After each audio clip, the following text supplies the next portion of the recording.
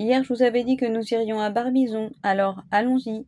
Nous aurions pu choisir un autre peintre de cette école, mais j'ai choisi Théodore Rousseau.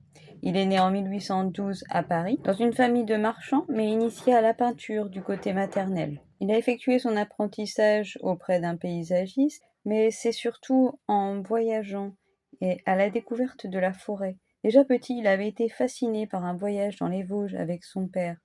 Et s'ennuyant dans l'apprentissage académique, il avait tendance à partir en forêt avec ses pinceaux et à aller au Louvre pour copier les grands paysagistes hollandais. Après un refus au Salon de Paris de 1936, et puis un mariage qui ne se fait pas avec la fille adoptive de George Sand, il ne présente plus de tableau au salon et se retire à Barbizon, en bordure de forêt de Fontainebleau. Là-bas, il va peindre, sincèrement, sur le motif, cette nature avec laquelle il est en communion, et pour cela observons sous le hêtre, plus connu comme le curé.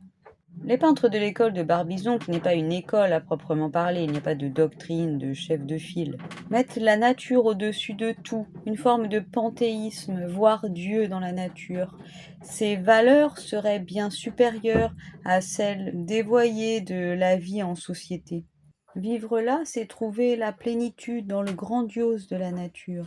Dans ce tableau, nous voyons des arbres tortueux, peut-être symboles des tourments de son âme. Mais nous voyons surtout la lumière, cette lumière faite d'un ciel bleu de plomb qui vient transpercer des dentelles de feuilles orangées d'automne. Et si on regarde bien, on voit ce curé qui passe paisiblement à cheval, tout petit face à cette immensité naturelle.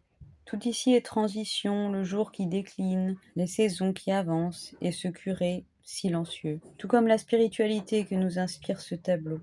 Par son travail sur les effets atmosphériques, tous ces phénomènes lumineux, il est capable de nous transmettre des émotions. Baudelaire disait que tout paysagiste qui ne sait pas traduire un sentiment par un assemblage de matières minérales et végétales n'est pas un artiste. Et si la représentation de la nature par Rousseau est sincère, il disait qu'elle n'était pas mathématique, il traduisait le réel. Et cette nature qu'il aimait tant, il voulait la défendre. Et il a fait partie des premiers mouvements écologistes. En effet, à l'époque, il y avait une recrudescence du besoin d'arbres. Alors quoi de mieux que de couper des arbres centenaires pour planter des pins bien plus rentables? Alors avec les autres peintres et son ami George Sand, ils arrachaient les petits pins et avaient trouvé un slogan, pain contre pain, pour avoir à dîner dans l'auberge Gann qu'ils fréquentaient. Précurseur de l'impressionnisme, il est aussi précurseur de la désobéissance civile et obtiendra la consécration dans les années 50. Ce tableau est au Musée des Arts de Tolède. À demain!